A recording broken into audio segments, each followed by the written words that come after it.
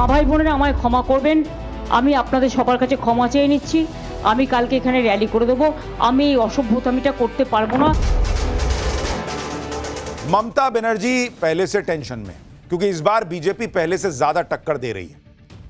उन्हें इस बात की चिंता होगी कि बीजेपी को रोकने के लिए बंगाल में उन्होंने जो सीक्रेट प्लान बनाया है वो कहीं फेल ना हो जाए। और इस सीक्रेट प्लान के बारे में भी आपको बताता हूं। आप देखिए कि बीजेपी की काट में इस बार ममता बनर्जी ने क्या गेम बिछाया हुआ है।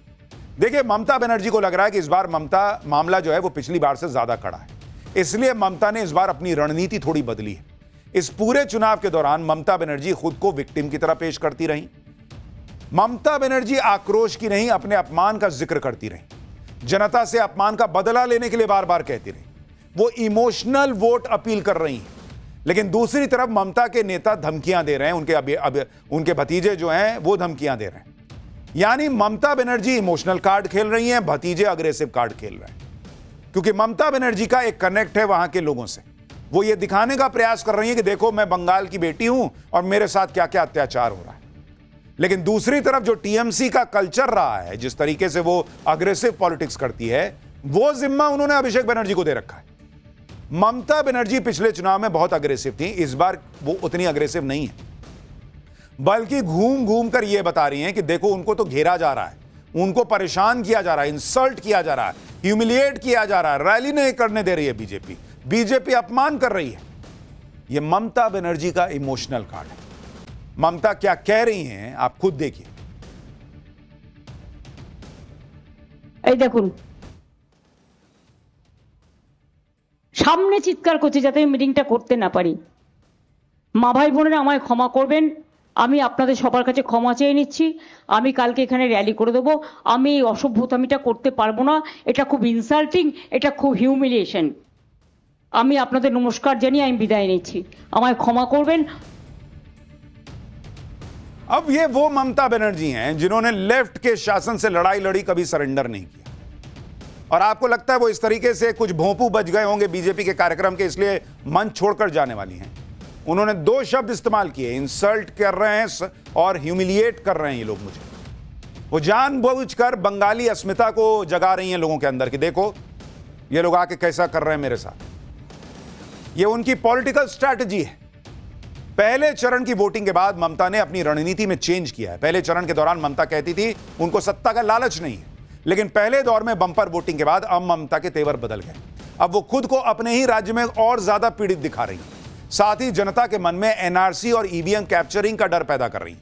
ममता बनर्जी कह रही हैं कि अगर बीजेपी जीत गई तो बंगाल में एनआरसी लागू कर देगी। खिदिरपुर की सभा में ममता ने कहा कि बीएलओ की तरफ से दी गई वोटर पर्ची संभाल के रखना, ये वोटर स्लिप की कॉपी भविष्य में पहचान के सबूत के रूप में काम आएगी। दूसरी तरफ ममता बनर्जी ईवीएम कैप्चर होने का भी डर दिखा रही है। यानी जो अमित शाह कह रहे हैं, बीजेपी कह रही है कि भाई घुसपैठियों को बाहर करेंगे, ममता उसको इमोशन से जोड़ रही है। कह रही है कि अपना पर्ची मत फेंकना, नहीं तो कल कैसे सबूत दोगे कि तुम यहीं के हो। यानी वो डर पैदा कर रही है कि बीजेपी आएगी तो सबसे पर्ची मांगेगी। ये बहुत स्मार्ट पॉलिटिकल स्ट्रैटेजी से वो चल रही हैं, क्योंकि उनको पता है कि बीजेपी जमीन पर जबरदस्त काम कर रही है और सीधे सीधे जो है ना, वो लड़ाई इस तरह से नहीं लड़ी जा सकती। तो वो इमोशंस और थोड़ा थोड़ा डर पैदा करके जो है वो लोगों को अपनी तरफ कर रही है। ममता के इन बयानों के बाद चर्चाएं होने लगी थी कि हमेशा अग्रेसिव रहने वाली ममता बनर्जी अचानक से ऐसी बातें इस बार क्यों कर रही है। सुनिए एक बार ममता ने क्या कहा था। पुलिस क्या करते हैं, और सेंट्रल फोर्स जाके, मैंने कल 2 घटना सुना कि कंबल लगा के क्रिमिनल लेके जाता है जिसमें वोट हो गया है ईवीएम मशीन कैप्चर करने के लिए। यानी ममता बनर्जी इमोशन और डराना दोनों जो है वो लोगों के अंदर लेकर जा रही हैं जब वो प्रचार कर रही हैं।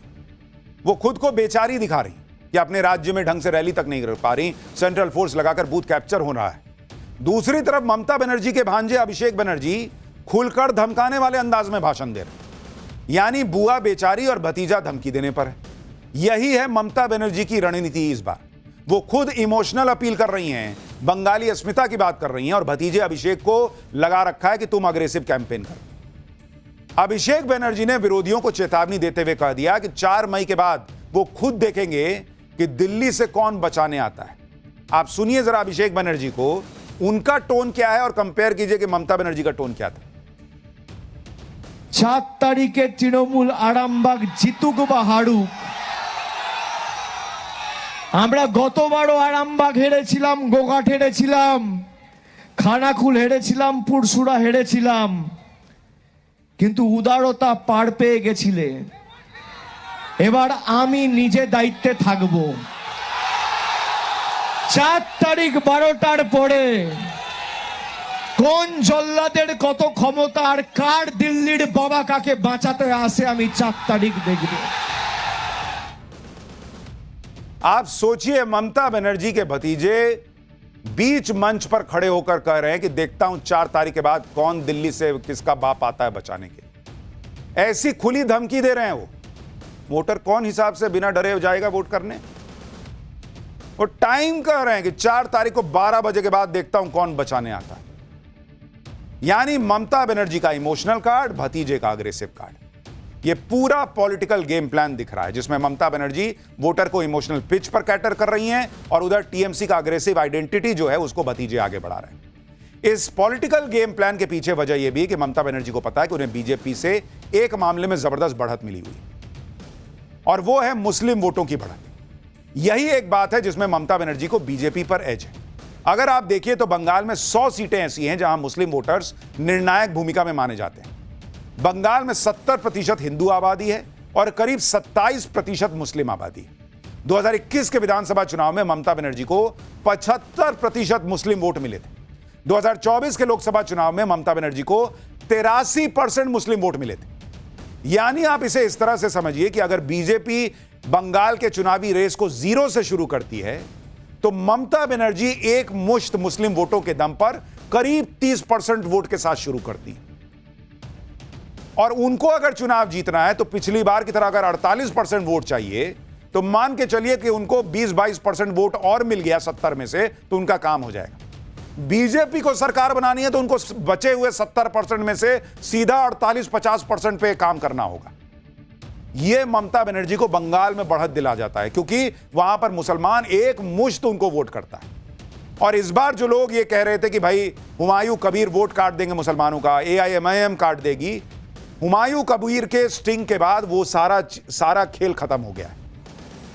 अब मुसलमान और भर भर के ममता बनर्जी के लिए वोट कर रहा है, यह माना जा रहा है।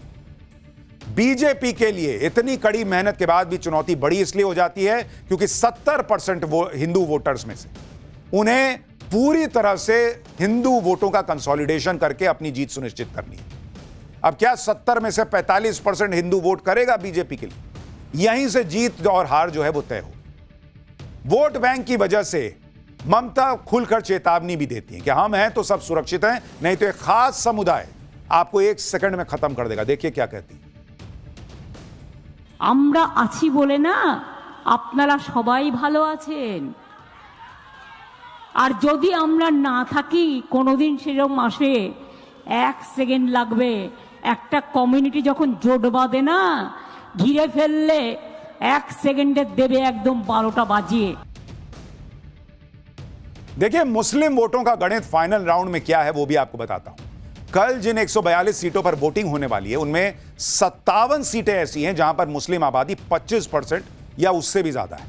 इन 57 सीटों में 54 सीट पिछली बार टीएमसी ने जीती थी। तो इसीलिए बंगाल में जो प्रशांत किशोर पिछली बार ममता बनर्जी का चुनाव प्रचार देख रहे थे, वो हर बार यही कहते हैं कि बंगाल में ममता बनर्जी को हराना इसलिए मुश्किल है क्योंकि वो एक मुश्त वोट लिए हुए बैठी हैं और वहां उसको हिलाना बड़ा मुश्किल है।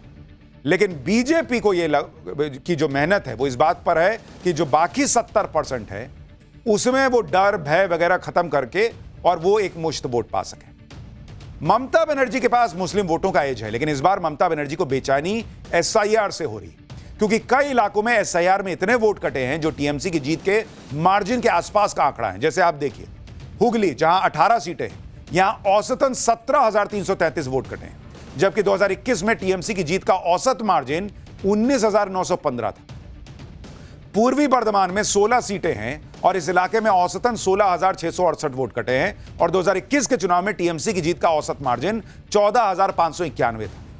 कोलकाता में 11 सीटें आती हैं, यहां औसतन 57,455 वोट कटे हैं, जबकि 2021 में टीएमसी की जीत का औसत मार्जिन 38,497 था।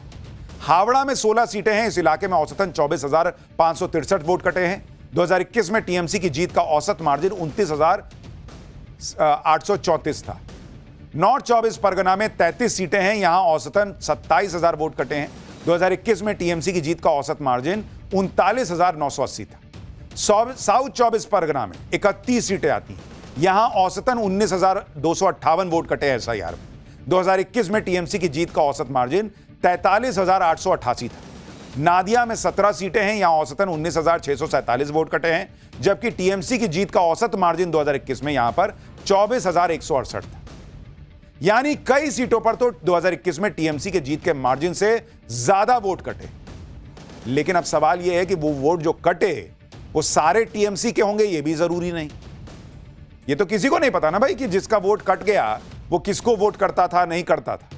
इसी वजह से ममता बनर्जी जो है वो पूरा जोर लगा रही हैं कि कहीं एसआईआर की वजह से खेला खराब ना हो जाए।